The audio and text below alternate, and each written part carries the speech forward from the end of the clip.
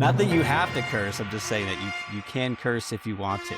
And that is how we are starting this podcast off. Everybody welcome or welcome back. I guess that seems to be the thing I keep saying to start this thing off. But today we have Maggie Valenzuela. The best part of this is you are actually, I just actually realized this. You're the first female on this podcast. Oh, hell yeah. Hell yeah. You're not, however, you're not the first Marine. yeah, I noticed that. I was like, wow, there is a lot of Marines on your podcast. That's awesome. Yeah, right. Hey, heck, first of all, that means you listen. Second, I really do need to start revisiting the company I keep with all these Marines. But for whatever reason, post-service, I've just gravitated towards friendships with Marines. Like, you're all cool people. You're all right. You're, I don't know, you're sitting there. You probably caught us on a day or something. Fair point. Well, two things. You have to be decently cool because one, you have a sick poster in the background that has a story attached to it. And two, you're coming to us from the future. Yes, I'm from the future here in Vienna, Austria. Yeah. So this is the latest. I won't lie. We are past my bedtime. Really? So I appreciate. Yeah. So you're up early. I'm up late, and I'm sipping water now. I just graduated from some hot tea, and Nice. you're going fully leaded with some coffee. Yeah, I got my cup of Joe here. What's your coffee of choice? I actually like black coffee. Europe has a selection of a lot of good coffee. So I don't really want to go down the name of the names and the brands, but I would say the quality of coffee in Europe, they don't mess around. And here in Vienna, there is like a poster because Vienna has like this like coffee culture. So there's like names for different whatever you want to get. And for me, I literally just say that I always say Americano. And then they're like, of course, you're American. And I was just like, maybe. That's why. I think I also like water in my coffee. So like James, my husband, he likes straight up espresso and I don't like that. It's like any water afterwards. A little too much. I don't mind the taste of espresso, but I guess in a very traditional American sense, I need more volume. Same. Like I need something, bigger to hold. So you were telling me actually about that poster, and literally in the 10 seconds before we got rocking today, I learned something new about you. Yeah, Pink Floyd poster, and you used to jam out with some folks. Yeah, actually my husband, James, he actually started a band with another of his SF buddies in 2011. It's called Demoted.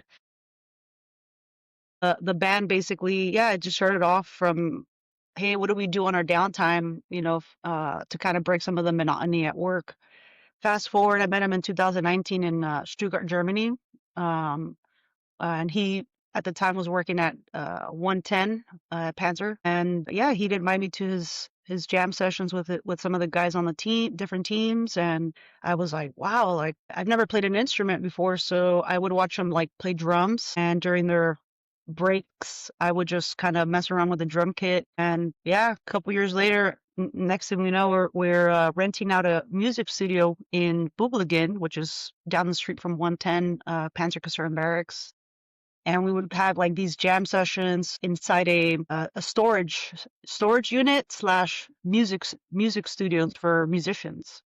So the poster here, it's Pink Floyd, but we met some metalhead Germans that had a band named Flames from Above, and we became really good friends with them, and they got me this for my birthday. I feel like I could literally picture them like they're characters out of a movie. Speaking of which, I hope that someday in the future, Jimmy will also grace the podcast with his presence, but I need to prep my ego for that because I have the beard MV and I have the hair MV because he has me beat on both fronts. So I'm not ready yet. Oh, you have some color in yours. His is like a little bit dark, and like looks like salt and pepper because of the white hair and the black. He's got more wisdom in his than I do in mine. Fair enough. So, all right. So we mentioned earlier that you were a Marine or are a Marine. I don't know how you think of it. I know some Marines, make the point of once a Marine, always a Marine in some sense. Hmm. How did you get into that to begin with? Yeah, I actually knew nothing about the military growing up. There, basically, fast forward into high school, I had a family member of mine that, he invited me to this what they're known as pulley functions, and it's basically Marine recruiters. They put together these like PT events once a month to kind of give, anybody that's interested in joining the Marines a little taste of, some physical training and a little bit of that atmosphere.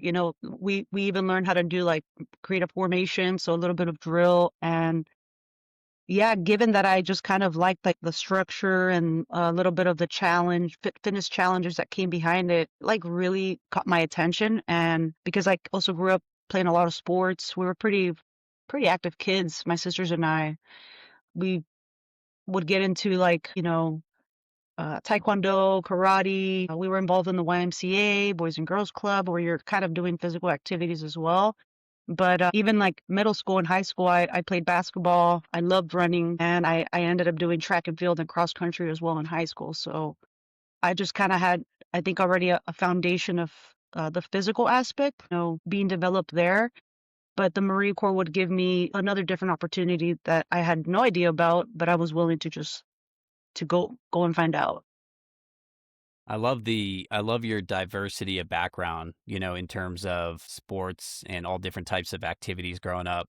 I feel like that's most of our story for Yeah, folks anywhere in, you're probably a decade below me, but anywhere close to our decade. Whereas I feel like yeah. now a lot of kids are kind of missing that diverse, robust, physical, outdoor, Hmm. rambunctious foundation, right? Yeah. Even those who are active athletes, I think a lot of them still are kind of narrow and specialized at an early age and not Hmm. necessarily getting that like breadth of opportunities with all different types of stuff. Absolutely. Yeah, it's different. Even in middle school, like El Sal Middle School was where I went. It's in Salinas, California, in the east side of Salinas. So there's a lot of like gang violence there too. That we just kind of were like on edge sometimes because of the gang violence, the history there. But this middle school had like a pretty cool PT test. It was basically like you had to do it every other 10 days. They would make us do an 880 run, 880 meter run. Ooh, And afterwards, you went into this, it's like a sequence. You go into the frog stand. It's called crow pose. I don't know if you heard of this, but it's like a medium level of calisthenic where you're building a little bit of your wrist strength, shoulder strength, core strength. And then you go right into, it's called the fitness course. It's like an obstacle course. And that's helping you learn about climbing, jumping, crawling, which now that I think about it, it reminds me of like the Marine Corps O course. yeah. So it was that, and the I think where it was like the cherry on top for me was they had these different colored shorts during PE class, and if you scored like the best, the white shorts was like the top. That means like you were like pretty good at fitness, and then the different colors meant something else. But if you had any kind of colored shorts besides the black shorts, like you were considered pretty fit. Heck yeah. I love the shorts depicting the hierarchy. And I absolutely know crow pose. And now I'm going to put crow pose into the next program and There I'm you going to let go. everybody's going to comment about it. I'm going to get comments about like, oh, this is so hard. Why am I doing this? And I'm just going to drop your name in the chat and I'm going to be like, you could thank Maggie. She brought up on the podcast and that's how it made its way in here. It's actually pretty difficult to do. It's also you can build up, you can kind of it's like an isometric hold, but on your wrists. It's Yeah. interesting. Yeah. It's definitely good. That 880, that is a nasty distance, by the way, because it's you can go all out, but it's not like doing an all out 400. It's like you go all out and then you're still going, and so like you Mhm. definitely totally empty the gas tank, and that's a mindset to run an 880. Yeah. My goal was to beat this girl, Erica Velasquez, but I couldn't. But I was like, I need to catch up to her. She is like the one I need to catch up. And because of her, I would just get better at the times, but I still never beat her. she was fast. Like she was doing the 880 and like I think the fastest she's done it was like 3 or 217. Dang. Like she was fast. You know, that's definitely faster than I'm throwing down an 880. I can tell you that much. Even in my faster days. Do you know what Mhm. she's doing today? Do we need to like go knock on her door and challenge her to the fitness test? We ended up being teammates on the track and cross country team in high school. That's So, awesome. Heck yeah. yeah. I think you should just show up at her door with like a pair of white shorts and you're like, we're battling for these right now, and just like see what she's doing. That would be funny. So once you got into service, what did you do in the Marines? Yeah, so as soon as I graduated high school, I was still 17 and my mom actually didn't sign my contract. So I ended up actually working with her at her carpentry union for like the summer and then went to like college for 1 semester and then I turned 18 and I was like, all right, school is not for me. Like the Marine Corps is calling me. This is my direction here. So I basically, even as a child, I kind of struggled academically. And I think a lot of it had to do with also like some of the biopsychosocial dynamics of our family system, where we grew up, and patterns, some patterns that my parents had that their parents kind of passed on. So I was just like not like focused in school. I was almost failing a lot of classes. So when it was time to go do the ASVAB at the with the Marine Corps recruiter, and he's like, "Hey, you don't have a lot of options because your score was like not the best." And I was like, well, what's available? I don't really care at this point. I just want to like get the heck out of Salinas, California. And he offered a few MOSs, and for me, I just ended up picking the 0111, which is an administrative specialist. He's like, hey, they need these Marines everywhere, so I don't know what opportunities would be out there, but I'm sure that you'd get a lot of opportunities to go anywhere. And I was like, sounds good to me. So I enlisted in 2011, and my first duty station was in New Orleans. Man, what'd you think of that? That was like a culture shock to me because I was like, this doesn't feel like the Marine Corps, Like, why am I in this, like, why is everybody so relaxed a little bit with the junior enlisted, And there was a lot of times where, yeah, we'd be hanging out with officers, senior enlisted, and to me, it just kind of seemed odd for whatever reason. And at times it was. Um, but the fast forward to getting into my fourth year, where I had to make the decision of whether I want to reenlist or get out. I was like, well, I really want to get like stationed abroad, or I would like to do a special duty assignment like MSG, which is like Marine Security Guard, just to kind of do something different than this office job. I started to notice I was like, this job is kind of boring. I feel like I need Yeah. to like do something more challenging. Yeah, fast forward to May 2015. This is, well, I'll just tap into a highlight of the Marine Corps career is there was an opportunity for females to volunteer in an experiment. And of course, the military is like great at experimenting on all of us. So I was like, well, I'm in for whatever this is. So I saw that the MAR admin, which is like a administrative like newsletter for the Marine Corps. It said female volunteers needed. And I started looking into it, and it was basically to see if, women can be in combat roles, in MOSs. So I was just kind of like, well, I don't really care about being in the actual like receiving the credentials of that. I just know that this opportunity sounds like it's going to be super challenging and it's exactly what I want to do. So I volunteered for it and went to SOI, the School of Infantry at 15, graduated in November, and I picked the 0311, the infantry MOS, because I was also looking at like, based on my body type, I was like, I'm definitely not going to go into the machine gunner MOS. You need to be like freaking strong for that. So I started to kind of see like what would be more like fit for me that I can do without hurting myself. And yeah, I just picked the infantryman MOS, the 0311. And yeah, it was about a year long of this assessment where we basically get assessed like on our physical capacity, workload, fatigue, tasks within, for example, the fire team. We got to rotate as like the M27 IAR gunner, M203 gunner, sometimes the fire team leader, and some of it was like I didn't know most of the things we were doing because it was just like going from admin to a combat MOS. That's like two different worlds, you know? Yeah. So sometimes I was like, how am I still here?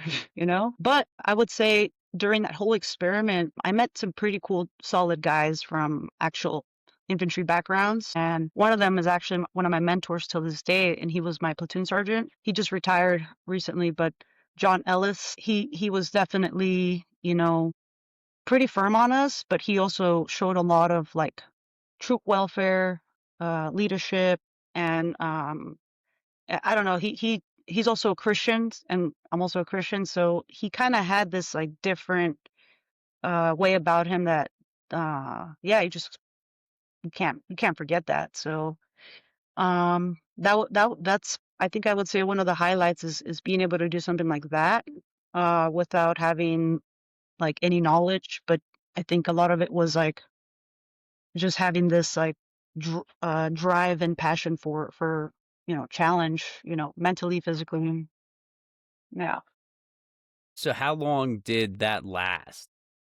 So originally it started in like 2014 July, and what was happening is they were getting that there was like a window time where they opened up the School of Infantry for females volunteers to go through, and I think it was about a 6-month window. So we were the last graduating class of females to go through.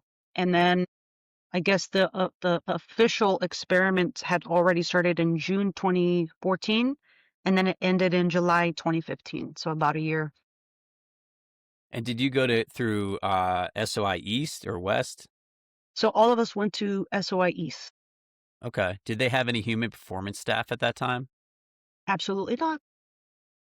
Yeah, because like now they do, and it's an awesome team who I'm also close with. So go figure, like Marines and then the coaches that support Marines. And by the way, there's a badass female strength coach who is at SOIEs. Are So I you feel talking like about sports fitness instructors? yeah, I also yeah. went, yeah, I went through this. You went through like the FFI. I went through the FFI, but this was like post this experiment actually. And that's where I got into strength training and like a little bit of sports psychology. That's where like all of that journey started. Yeah.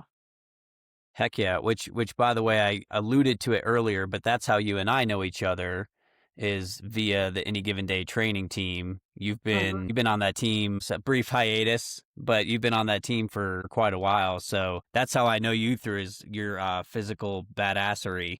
Yeah, I think just sports is like I mean, people want to say, oh, you have ADHD and all this. I'm like, well, I'm the kind of person that just like, I need to get this energy out or else it's going to turn into something else. So, yeah. So so with that, like since kind of like what year did you get out of the Marine Corps? Yeah. So I ended up deciding on doing the Skill Bridge program. I don't know if you heard of this, but Yeah. I ended up, really deciding in 2021, okay, do I want to re-enlist and like continue to do this admin job? And I really was like not about it. I was like, what can I do when I get out? And I just kind of started thinking about that. And I told James like, hey, when I get out, I think I want to go back to earning an education in like the field of psychology, but I don't know where yet because we'll figure that out when we get there. But I ended up in the meantime just kind of doing an internship at POTIF over there at Saucure with Adam Cool, Brooke Yeah. Hamilton, and yeah, I ended up doing being like a little assistant, strength coach. So I got out in 2022 and just kind of did that before Jimmy retired from SF from the Army. So I did that for about 2 years. Nice. So and now where are you at? Because it's kind of funny when you started in the Marine Corps, your options were a little bit limited because of the like ASVAB performance, right? And Hmm. then flip it. Now the Marine Corps is probably, I'm guessing anyway, that you're taking advantage of the GI Bill and things like that. Like it then affords you the opportunity to upgrade on that thing that you were a little short on to begin with. So what has kind of been your your educational journey? Yeah. For me, now, like that I think about it, when I got out of the Marines, I didn't really have a routine.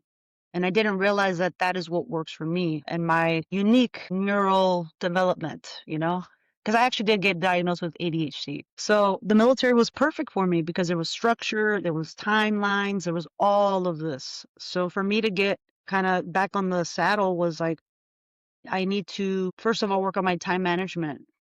I need to not put too much on my plate. I need to also recognize emotionally, I haven't really developed like in that area. So how do I regulate myself when I'm highly aroused? In the sports psychology field, because I also like this field, is that they teach, sports psychologists how to prepare an athlete before they're a very like high level of performance. They prepare them or they get them kind of prepped during their performance and then post. So this kind of was like where I started to learn how to regulate myself more emotionally, psychologically. And yeah, I just started to learn like how important sleep was, because I was always kind of planning things, doing things late at night, still getting up early, but I started to feel like a sense of like a lot of anxiety and stress and burnout.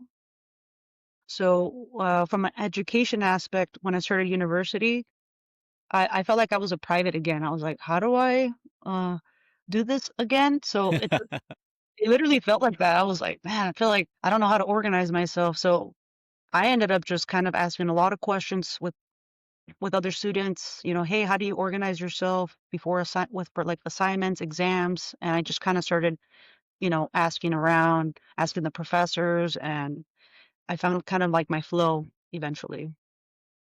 Yeah. So how long have you been in school now? So this is my third year. Nice. And what can you share about sort of what you're studying, what you're hoping to do with it, what direction you're headed?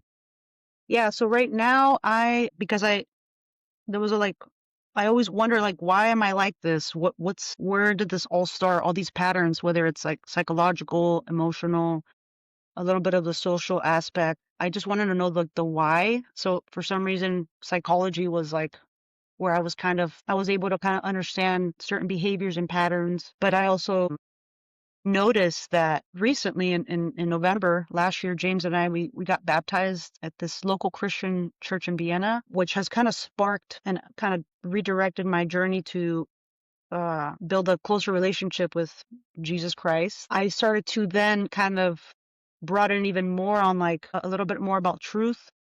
And I started to realize that a lot of like what's in scripture from what I'm learning now, because I'm not an expert, but I see a lot of like things in common with psychology. And it's like, okay, what do I want to do with psychology? But that kind of has to do with like the scripture. And then I found out about biblical counseling and how you can help people that are dealing with life problems. I mean, it's normal, but how do we deal with stress, from a biblical perspective, or how do we deal with family, and it just kind of really opened up the door for me to like kind of yeah, look into how do I help my community at some point with their whether it's mental problems or family problems, social problems, everything that I kind of learned from my own experience, how do I use all those trials and tribulations as like a new purpose? And I feel like that's kind of where I'm embarking that journey now is to just kind of figure that out. Yeah, I through mean, my I faith. love that. I know you're still like figuring out how it all fits together, but I wrote down like even just some of the words you just said of, curiosity, passion, obviously discussing your faith, community, family. Like I feel like if you figure out how to assemble all those in the right way, and then you nailed it and end with that word purpose, right? Like that's going to be such an awesome driving factor, and I feel like it's going to satisfy you in so many ways on this journey, kind of no matter where it leads. Yeah. What's so obviously if we're looking at, like you mentioned, counseling, and so Hmm. if you're looking to get into counseling, I've always found, at least for me, if I'm engaging with a counselor, like it needs to be somebody who kind of has their own stuff together too, right? Like Right. if you're going to be giving energy to others, you have to be coming from a pretty solid foundation, solid place. So what is kind of your current like life rhythm and routine and that type of thing that you feel kind of like puts you consistently in a good spot?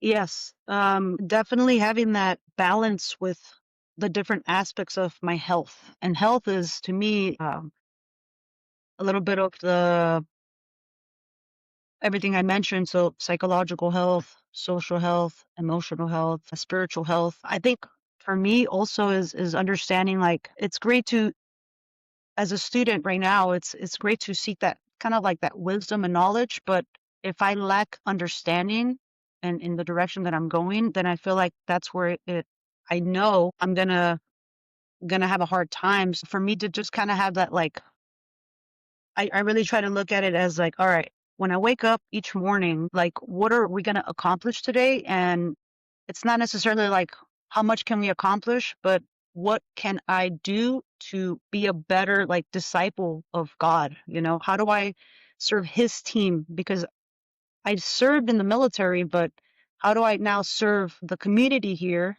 that probably doesn't have the same background as me and has some of these tools and foundations, but how do I help the community, you know, develop, grow, and essentially also develop their own health. So for me, it's yeah, being able to wake up each day, tackle the day with purpose, intention, and a lot of patience and love. Because yeah, our world is turning into what it's turning into right now. But that's how I like to start my day, thinking in this way. And then, of course, I have to have my PT in the morning, because if I can do that first thing before I start my day, it kinda gets me in this, like, my mood is boosted. I noticed that. I feel like I have, like, this focus and, intention for the day, and then I go into university, you know, depending on what day of the week it is, but then I go right into my, you know, student status mode, go study, go socialize with my colleagues too, because I notice when someone's a bit not doing well, and I just kinda, "Hey, you doing okay? How's your day going?" You know, just kinda checking in on my fellow colleagues over there in university. I like to wind down. James and I, we like to kind of, like, have dinner around 1800, you know, at the latest 19, and then be in bed by, like, 2100, 2130, because we need that sleep, you know?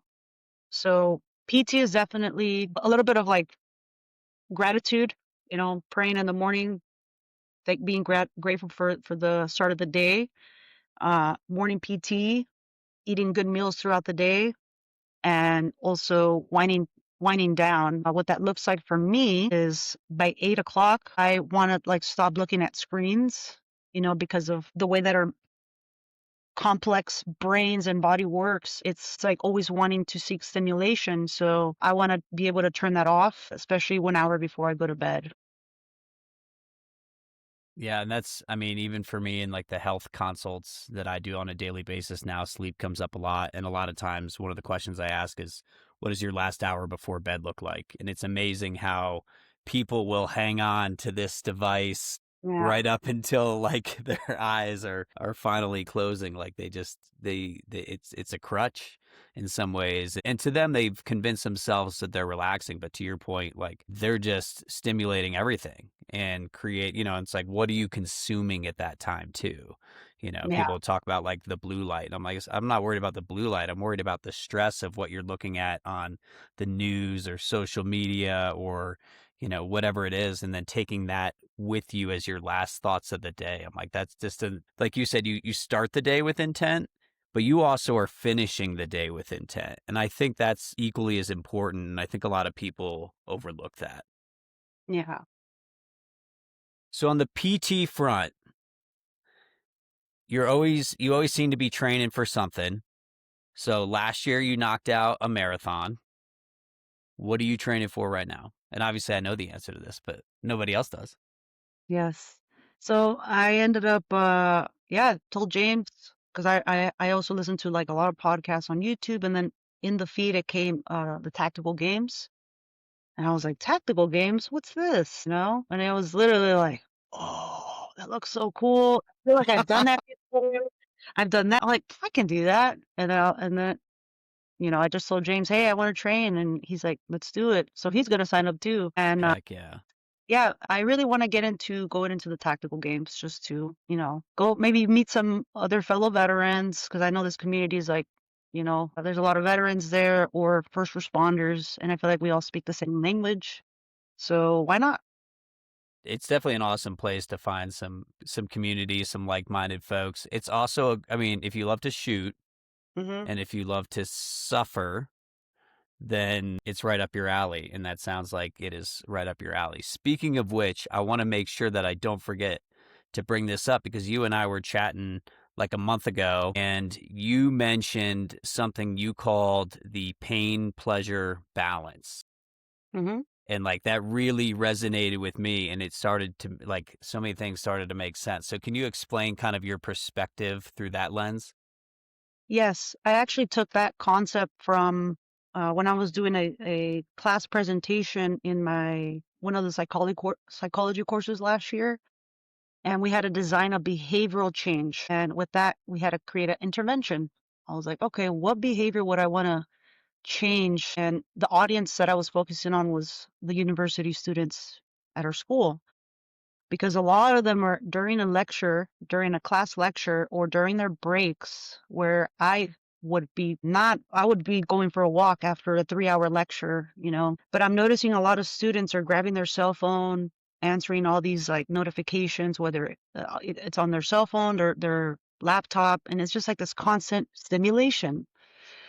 And I'm just like, am I the only one seeing this? Like, this is like ridiculous. So the project was about, you know, how to decrease hyperconnectivity from cell phone use. And that was my nice way of saying decreasing cell phone addiction Yeah. Yeah.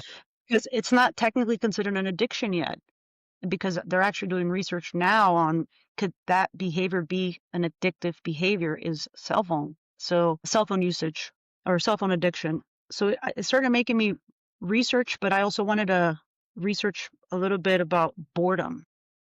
What is boredom? And boredom is actually it goes back to like philosophical times as well, actually, which is where like contemplation comes from, creativity, thinking about ideas. And I kind of wanted to tie both of them together. So I came across during the research a book called Dopamine Nation. It's a book written by a Stanford psychiatrist in addiction medicine. Her name is Dr. Anna Lembke, and she talked about the pain pleasure balance. And from what I really took away from her book was how we live in a very overconsumed society where, food, social media, entertainment, like everything, the list goes on, how we kind of are constantly consuming all the time. And Yeah. there's no balance with pain, like healthy pain, which could be fitness, exercise, doing challenging things, cold plunge, taking like doing detox from what we consume daily, so I started to kind of like reflect on myself, like, okay, where can I have a bit of that pain pleasure balance? And yeah, I was like, okay, well, I see it in my colleagues that they're having a hard time with their attention and focus, and it's all because of a device. And I was like, these are also future psychology, whatever profession they go into. How are they going to use their critical thinking skills, their listening skills, like how is this going to affect their health later on? And it just kind of really made me think about that. So the pain pleasure balance, I guess the way that I interpret it is that we need to have a balance of the things that we consume daily and also being able to put a little bit of like paying it forward with pain, with healthy pain. I'm not talking about like punishing and, like in the military, we kind of had some like, I think we all can agree there was some times where there was some like crappy pain that we were going through, Yeah. but what I'm saying is like, how can we balance the pleasure and the pain beam, and what that would look like in a healthy way is like having that balance is when you can really enjoy the simple things like watching the sunset, going for a walk, sitting down in silence, enjoying your food, looking at the colors, the taste, the smell, or having you know, a book to read instead of like this overconsumption of technology or entertainment, even the music you listen to. It's like those little things. It's the simple things, basically. Yeah, I mean, it is amazing the power of something as simple as boredom, for example, right? And like I have a 7-year old, and I know that if the TV is on, his whole world is just right there. And Yeah. he's locked in, and everything else just falls to the wayside. And we most of the time say no to the television. We definitely are kind of very intentional about how much he gets to consume and when he gets to consume and what he gets to consume. But every time we say no, I'm always like, this is why I say no, because the next thing you know, he's like building something or coloring something, or he's reading, or he's outside, or like he immediately starts to get so much more creative, right? Like flex that creativity muscle because Hmm. he's bored, and like Dad, I'm bored. I'm like, awesome. That sucks, but also in 5 minutes, you're going to do something with that boredom. It's going to be something pretty cool. And I love Right. to witness that. And it's a great like affirmation of like, yeah, this is why I limit this stuff, because it's necessary. And he needs to feel that stress, and he needs to find a constructive way to use that stress. And it's crazy because kids aside, adults struggle with that now, right? Like we have comfort in abundance. Absolutely. It's also a way to like, it's like it's another coping mechanism that whether we realize it or not, we're distracting ourselves from ourselves. And we're also distracting ourselves from being able to probably create changes, in our habits because of the what's happening in the brain. When you're constantly stimulated, you're not giving your default network. It's kind of like the system where when you are bored or when you contemplate, a lot you're able to one process information, the creativity comes in or ideas, and you're not giving your default network system a little bit of a break. And then you start wondering, like, why am I like, I don't know if you sometimes notice, but when you're maybe online or people scroll or something, if you notice you get a little bit of like anxiety from that, well, that's kind of like the signal saying, hey, I need a break, give me a break on this.